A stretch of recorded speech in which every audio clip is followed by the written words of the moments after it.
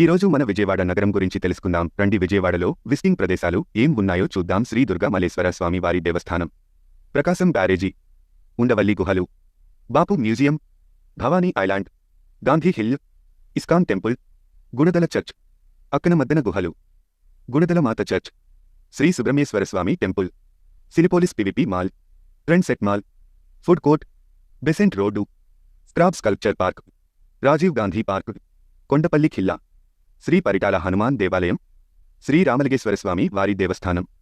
విజయవాడ గతంలో బెజవాడగా పిలువబడేది. భారతదేశంలోని ఆంధ్రప్రదేశ్ రాష్ట్రంలో రెండవ అతిపెద్ద నగరం ఇది.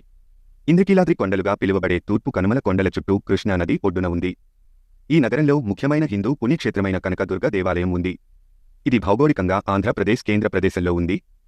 ఈ నగరం ఆంధ్రప్రదేశ్ యొక్క వాణిజ్య, రాజకీయ, సాంస్కృతిక మరియు విద్యా రాజధానిగా వర్ణించబడింది.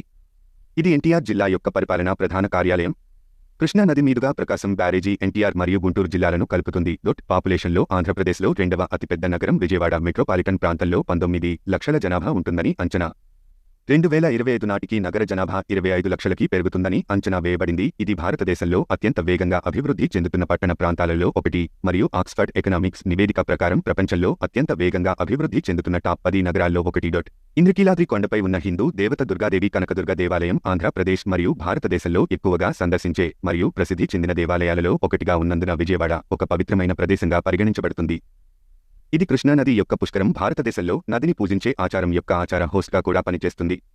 భారతీయ ఇతిహాసమైన మహాభారతం యొక్క హీరోలలో ఒకరైన అర్జునుడు కురుక్షేత్ర యుద్ధంలో విజయం సాధించడానికి పాశుపతాస్త్రాన్ని పొందేందుకు నగరంలోని ఇంద్రకీలాద్రి కొండపై ప్రార్థన చేసి శివుని దీవెనలు పొందాడని చెప్పే ఒక పురాణం ఉంది.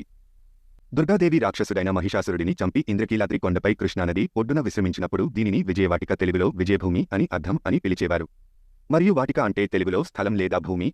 కొన్నేళ్లుగా విజయవాటిక పేరు చోళ రాజవంశం సమయంలో రాజేంద్ర చోళ పురాగాను, బ్రిటిష్ పాలనలో బెజవాడగాను, చివరికి విజయవాడగాను మారింది. ఈ నగరం ప్రపంచంలో 3వ అత్యంత జనసాంద్రత కలిగిన పట్టణ నిర్మాణ ప్రాంతం మరియు 6వ సెంట్రల్ పే కమిషన్ ద్వారా గ్రేడ్ నగరంగా వర్గీకరించబడింది. 1 మిలియన్ కంటే ఎక్కువ జనాభా కలిగిన ఈ నగరం రాష్ట్రంలో 2వ అత్యధిక జనాభా కలిగిన నగరం. ఇది 2025 నాటికి 17 బిలియన్లకి పెరుగుతుందని అంచనా వేసిన మెకిన్సే క్వార్టర్లీచే global city of the future గుర్తించబడింది. అక్టోబర్ 2018లో ఇది ISO 37120 ప్లాటినం స్థాయి సర్టిఫికేషన్తో ప్రదానం చేయబడింది మరియు గ్లోబల్ సిటీస్ రిజిస్ట్రీకి జోడించబడింది.